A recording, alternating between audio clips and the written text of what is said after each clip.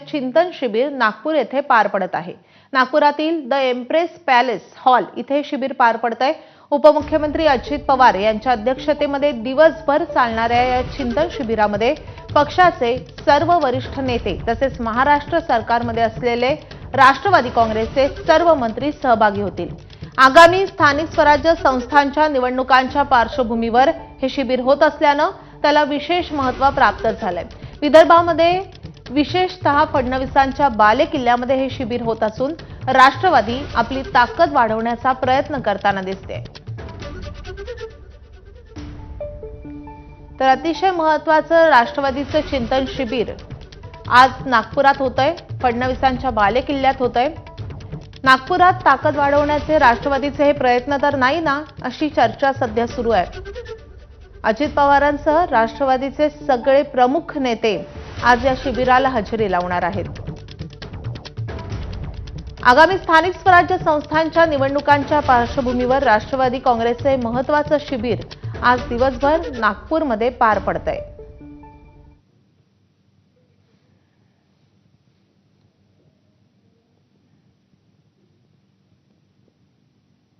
आगामी येणाऱ्या स्थानिक स्वराज्य संस्थांच्या निवडणुका व त्याचबरोबर संघटनात्मक बांधणी, पुढच्या 5 वर्षाचा रोडमॅप, अशा अनेक विषयांच्यावरती आम्ही त्या ठिकाणी चर्चा करणार आहोत।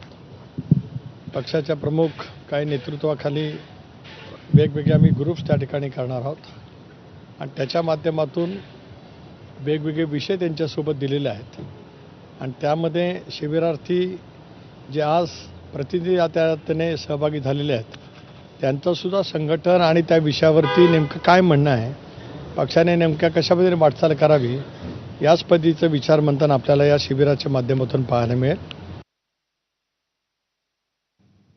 आज आम्ही नागपूरला राष्ट्रवादी काँग्रेस पक्षाचा चिंतन शिबिर आम्ही आयोजित केलं आहे। याच्यामध्ये आमच्या पूर्ण महाराष्ट्रातले जे राष्ट्रवादी काँग्रेस पक्षाचे आमदार, खासदार, मंत्री आणि ज्येष्ठ नेते आणि पदाधिकारी आहे त्यांना आम्ही इथे निमंत्रित केलं आहे। तर या चिंतन शिबिराविषयी अधिक माहिती देण्यासाठी नागपूरवरून आपले प्रतिनिधी निलेश बुधावले आपल्यासोबत जोडले गेलेले आहेत। निलेश, फडणवीसांच्या बालेकिल्ल्यामध्ये अजितदादांनी या शिबिराचं आयोजन करण्यामागचं प्रयोजन काय, कारण काय?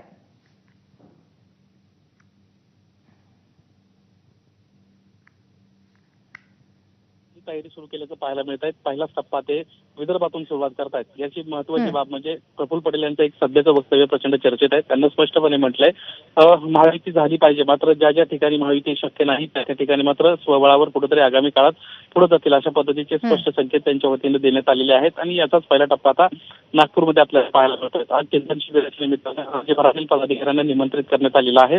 एरवी चिंतन शिबिर ज्या पद्धतीनं पार पडतं तसं हे चिंतन शिबिर नाहीये। वेगवेगळ्या विषयांसंदर्भामधल्या कमिट्या या चिंतन शिबिरात करण्यात आलेल्या आहेत आणि महाराष्ट्रातल्या महत्त्वाच्या विषयांवर या चिंतन शिबिरामध्ये कमिट्या प्रश्न उपस्थित करतील आणि त्याच्यावर शेवटी अजित पवार उत्तर देणार आहेत। आज शिबिराच्या निमित्तानं अजित पवार, सुनील तटकरे, प्रफुल्ल पटेल आणि छगन भुजबळ हे प्रमुख उपस्थित असणार आहेत आणि या निमित्तानं राज्यभरातील जिल्हाध्यक्ष, शहराध्यक्ष यासोबतच कार्याध्यक्ष यांना केवळ निमंत्रित करण्यात आलेलं आहे।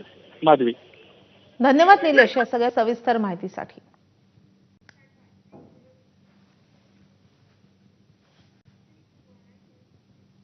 तर नागपूर हा भाजपचा बालेकिल्ला समजला जातो। अशातच अजित पवारांनी हा भाजपचा महत्त्वाचा म्हणजे फडणवीस आणि गडकरींचा बालेकिल्ला मानण्यास नकार दिलाय का, असा सवाल आता उपस्थित होतोय।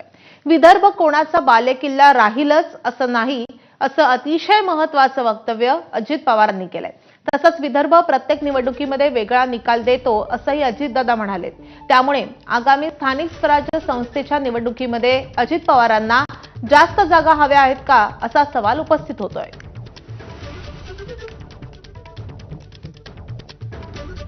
विदर्भ प्रत्येक वेळेस कुणाचा बालेकिल्ला राहीलच असं नाही। त्या विदर्भाने वेगवेगळ्या इलेक्शनच्या काळात वेगवेगळे निकाल दिलेले हा आजपर्यंतचा अनुभव आहे। आमच्याही शिंदे साहेबांच्या, शिवसेनेच्या, आमच्या राष्ट्रवादीच्या, आमच्याही कार्यकर्त्यांच्या काही अपेक्षा आहेत की बाबा इथं आम्हाला पण संधी मिळाली पाहिजे। वळूयात पुढच्या महत्त्वाच्या बातमीकडे। भाजपा आमदार गोपीचंद पडळकरांनी जयंत पाटलांवर पातळी सोडून टीका केली आहे. जयंत पाटलांच्या वडिलांचा उल्लेख करत पडळकरांनी अत्यंत खालच्या पातळीवर जाऊन टीका केली आहे. टीका करताना पडळकरांनी जयंत पाटलांचा एकेरी उल्लेख केलाय, तर जयंत पाटलांवर गंभीर आरोपही केलेत. या टीकेमुळे पडळकरांना महाराष्ट्राच्या राजकीय संस्कृतीचा विसर पडलाय का, असा प्रश्न उपस्थित होतोय. त्यामुळे मुख्यमंत्री फडणवीस गोपीचंद पडळकरांना आवरणार तरी कसं, असाही प्रश्न उपस्थित होतोय. तर सुसंस्कृत भाजपला पडळकरांची ही भाषा मान्य आहे का, असा सवाल जितेंद्र आव्हाडांनी उपस्थित केलाय.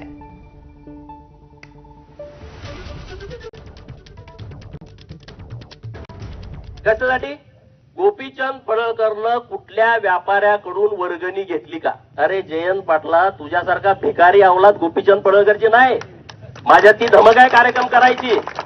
तुझ्यासारखी ती अवलाद नाही. तू राजाराम पाटलानं काढलेली अवलाद मला अजिबात वाटत नाही. काहीतरी गडबड असणार आहे. दरम्यान शिरूरचे शरद पवारांच्या राष्ट्रवादी